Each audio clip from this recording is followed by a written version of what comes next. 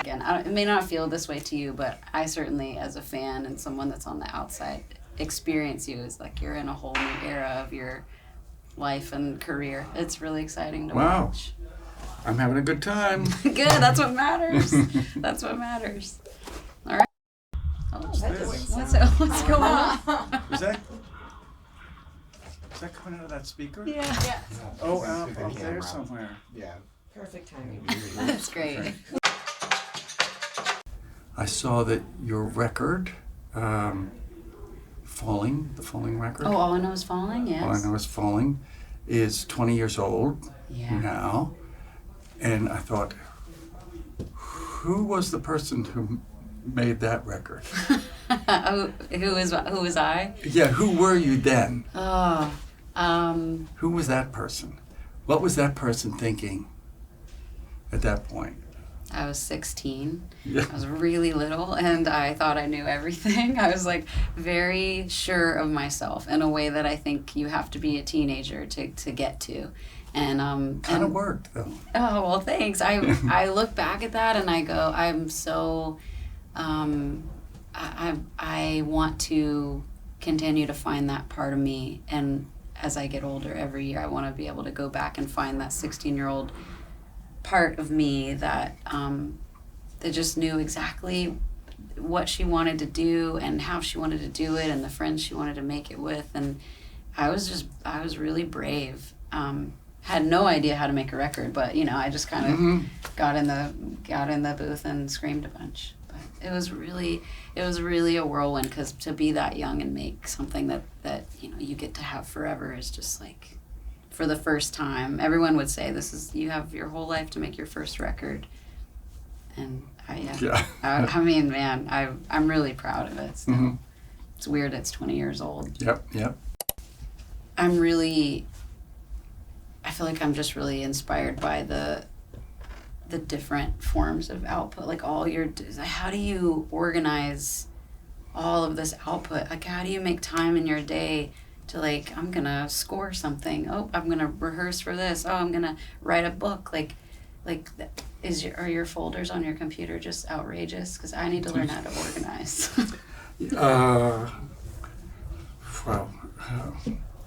Without bragging, I will say I'm kind of organized. Yeah, I gotta learn that. I'm kind of organized. I have a lot of folders and subfolders. Subfolders. All that kind of stuff. Yes, there's a lot of that. I discovered at some point that some projects, like right now, I'm rehearsing for a tour, so that's just focus on that and kind of very, very little else. Yeah. But sometimes there'll be a project where you go, I can move this along, but I can't make it go any faster than it wants to go. I can get it to this step, but then it's just got to, we got to either, there's a theater project I did in Denver a couple of years ago, and it looks like it's going to happen in Chicago. Oh, sick. But that's already been 2-3 years of just kind of trying to get it to happen. And then I'm saying, oh, probably not this year, maybe next year. But I think it looks like it's going to happen. But so that's where it's you can't spend any time working on that right now. Just put that on the shelf. Yeah. And when it does look like the wheels are turning on that, that's the time to kind of re-engage with that kind of thing. And I find that there's things like that where some things just won't go any faster than they... That takes a lot of trust, too. That it's going to happen eventually? Yeah. Yes. Wow. It does, and it doesn't always, but... Do you, this is a bonus question, but do you have a morning routine that benefits your creativity in any way? Oh God, it's horrible. Mine is too. That's why I'm asking you. It's horrible. It's wake up,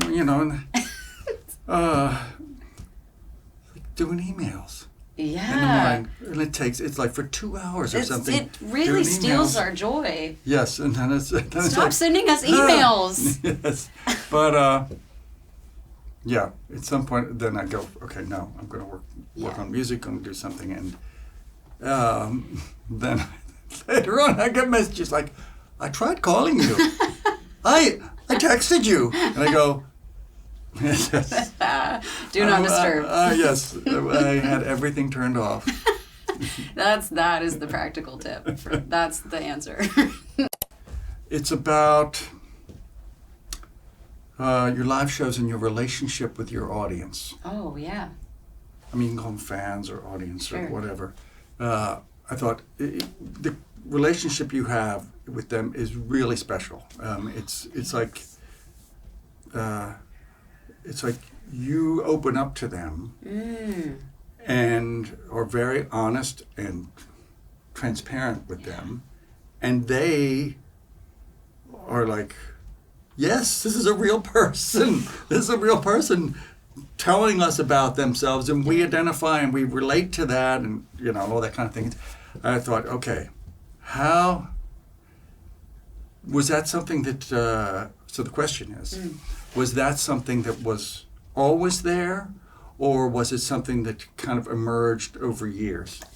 Oh man, that's really cool to hear from you. That's very affirming. I think my experience of it has changed, but I do want to say I want to believe it's probably always been there, because I can like plan how I want to be, and I want to be cool on stage. And I remember this when we were first coming onto the scene, and having to compare myself to all these people that were more established and older than us. And of course, I was the only girl in like a billion miles from these clubs we would play.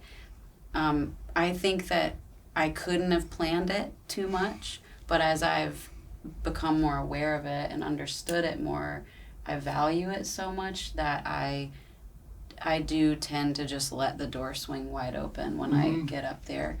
And it's weird, because it's kind of like how it's sometimes easier to say to a stranger how you're feeling than someone that you know very well.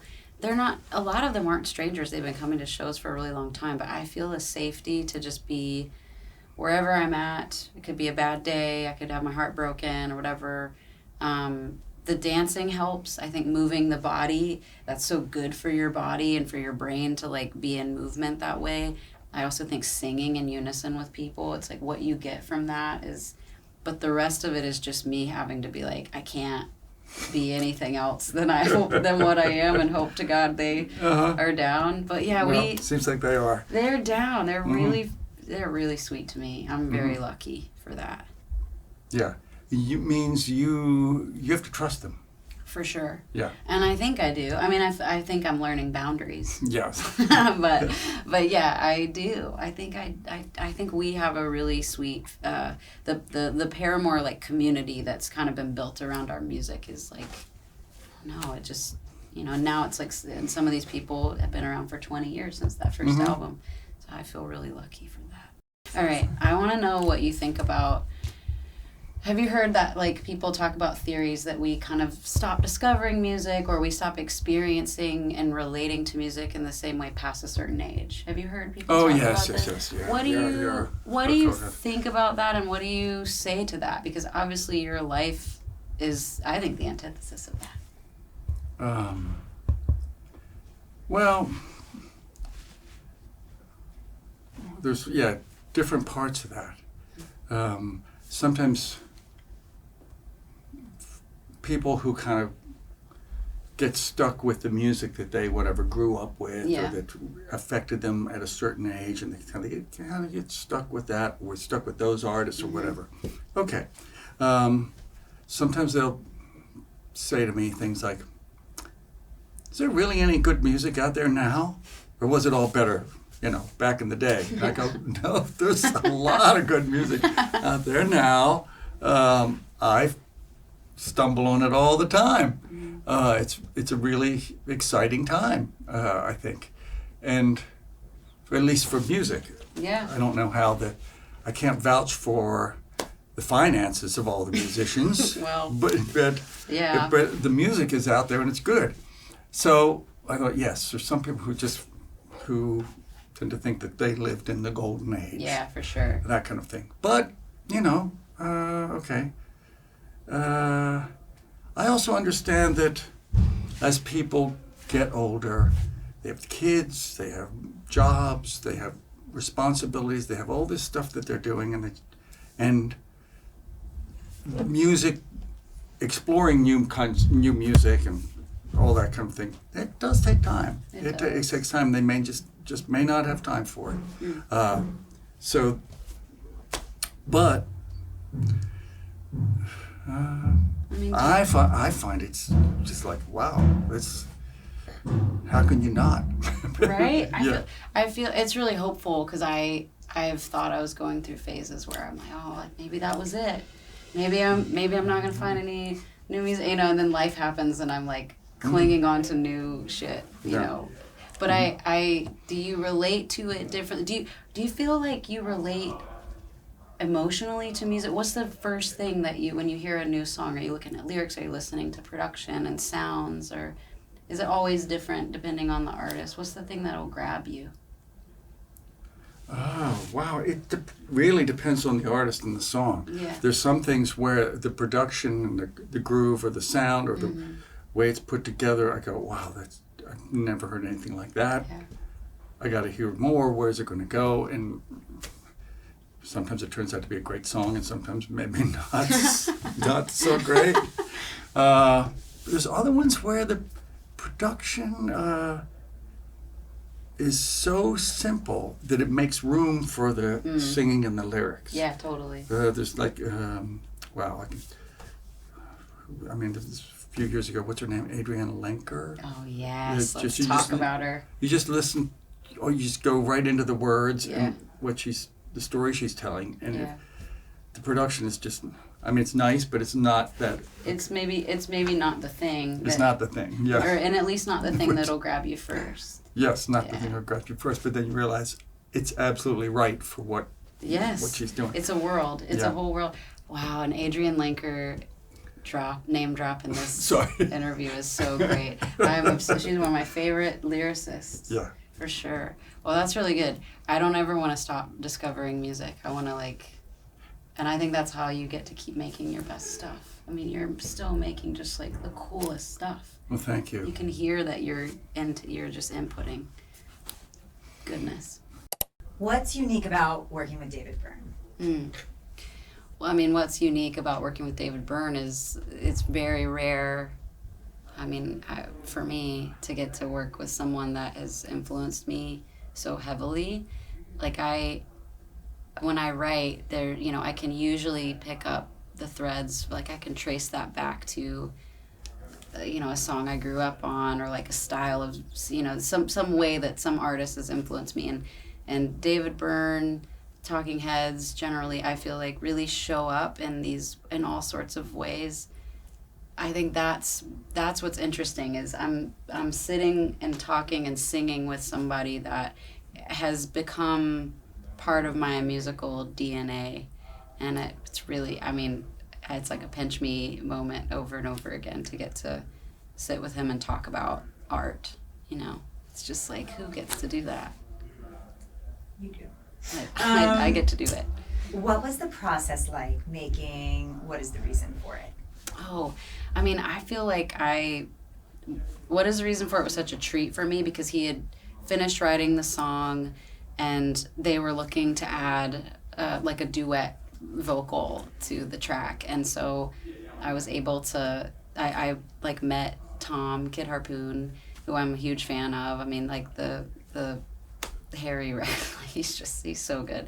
And I first of all was very excited to hear that David was working with him, and I didn't know any of their history or like if they'd worked together before. I was just kind of nervous to show up and be in a room with, people that make insane, their output's crazy.